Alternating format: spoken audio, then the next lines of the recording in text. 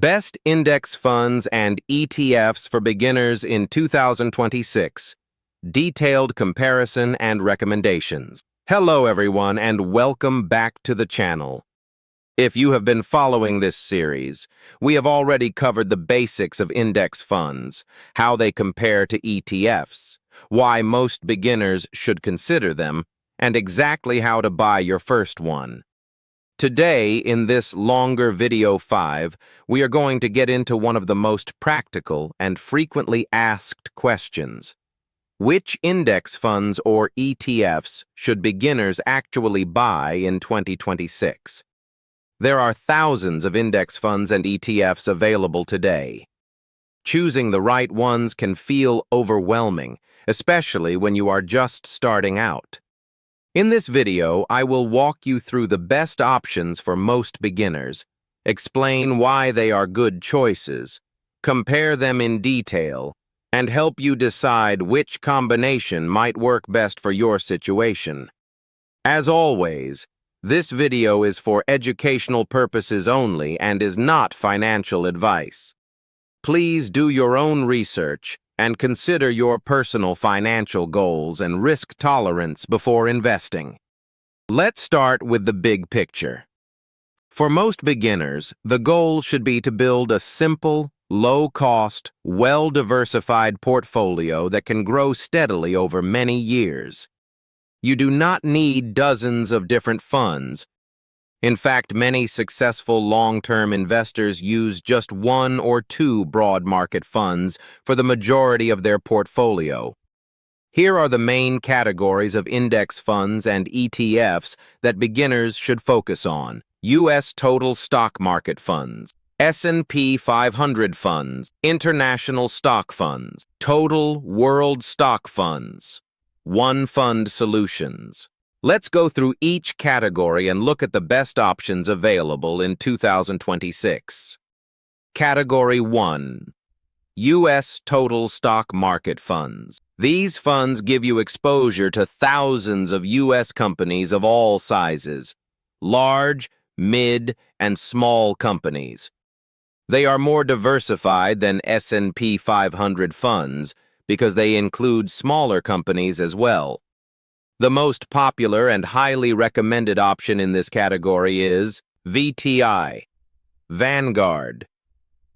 Total Stock Market ETF, expense ratio 0.03%, tracks the CRSP US Total Market Index, holds over 3,500 US stocks, very high liquidity and assets under management. Another strong option is ITOT, iShares, Core S&P Total, U.S. Stock Market ETF expense ratio, 0.03%. Very similar to VTI. Why consider a total stock market fund? It gives you broader exposure than just the largest 500 companies. Over very long periods, small and mid-sized companies have sometimes outperformed large companies, although they can also be more volatile. For most beginners, owning the entire U.S. market is a simple and effective strategy. Category 2.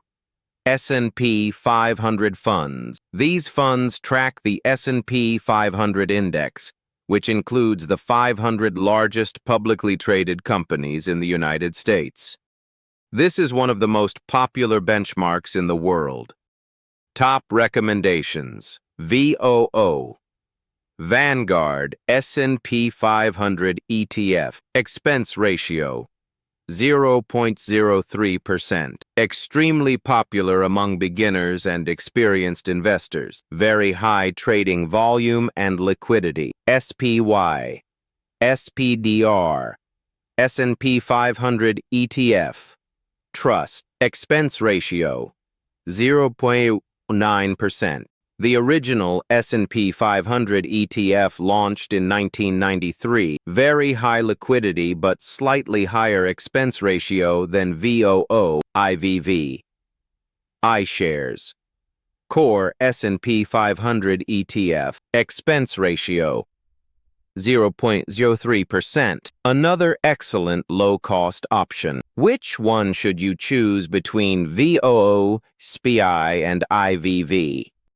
For most beginners, VOO or IVV are better choices because they have lower expense ratios than SPY. The difference is small each year, but over decades it adds up. All three track the same index very closely, so the main differences are cost and liquidity. Category 3. International stock funds. Many beginners make the mistake of only investing in U.S. stocks. While the U.S. market has performed very well in recent years, international stocks, companies outside the United States, can provide additional diversification and sometimes better returns in certain periods. Recommended options: VXUS, Vanguard. Total International Stock ETF expense ratio, 0.07%. Tracks stocks from developed and emerging markets outside the U.S., holds thousands of international companies. IXUS, iShares, Core MSCI. Total International Stock ETF expense ratio, 0.07%, very similar to VXUS. Why add international stocks? Different countries and regions perform differently at different times.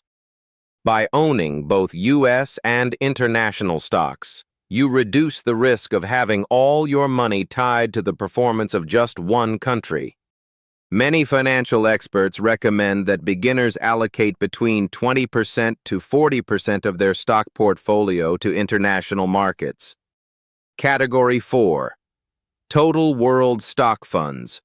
One Fund Solutions. If you want maximum simplicity, you can use a single fund that gives you exposure to both U.S. and international stocks. VT.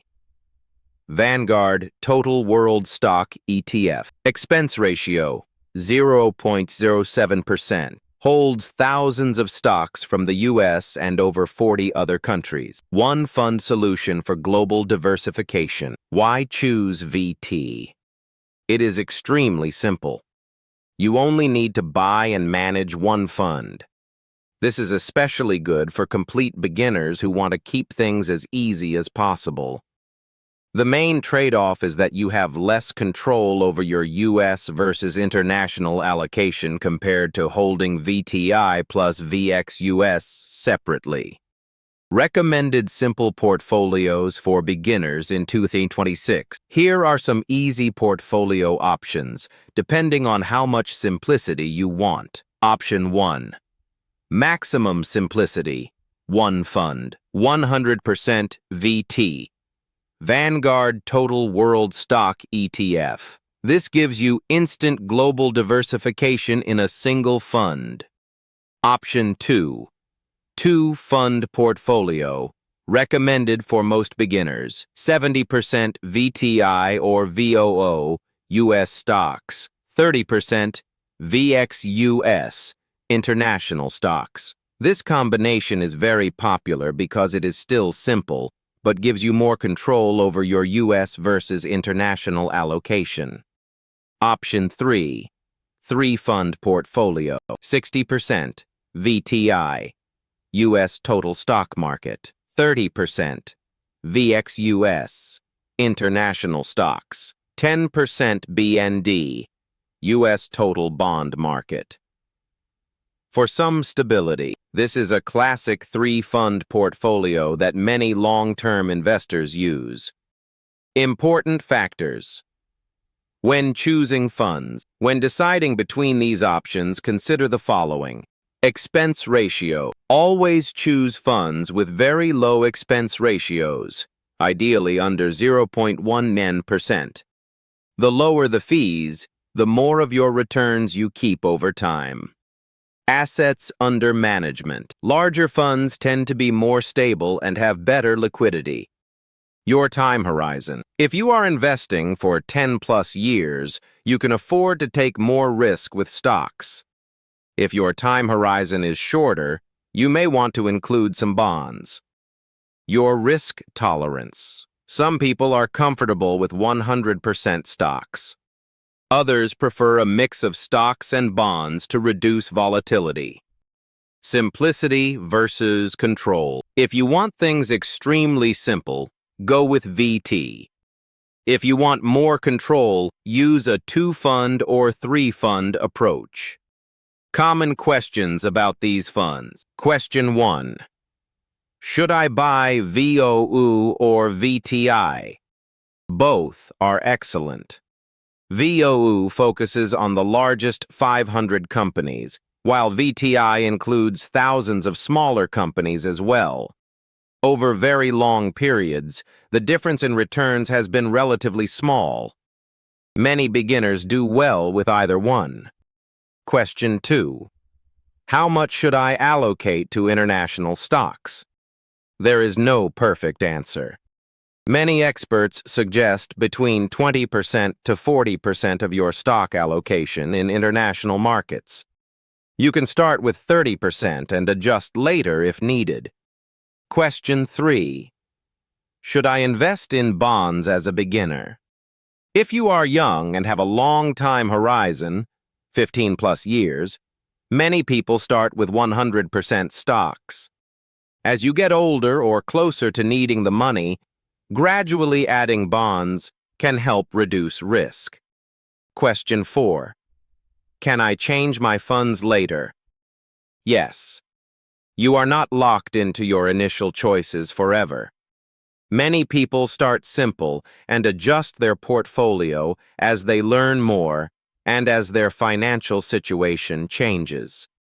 Final recommendations. For most beginners in 2026, here is what I suggest. If you want the simplest possible option, start with VT. If you want a good balance of simplicity and control, use VTI plus VXUS, for example, 70-30 split. If you prefer focusing on large U.S. companies, use VOO as your main holding. The most important thing is not to overcomplicate your portfolio when you are just starting. A simple, low-cost, diversified portfolio that you can stick with for many years is far more valuable than a complicated portfolio that you might abandon later. In the next videos, we will continue building on this foundation. We will talk about how much you should invest, how to rebalance your portfolio, common mistakes to avoid, and how to stay disciplined over the long term. If this comparison of the best index funds and ETFs for beginners has been helpful, please give the video a like and subscribe to the channel. It helps us continue creating detailed content like this. Leave a comment below and tell me, which fund or combination are you most interested in after watching this video? Do you prefer simplicity with one fund, or do you like having more control with 2 or 3 funds? Thank you very much for watching all the way through. I will see you in the next video.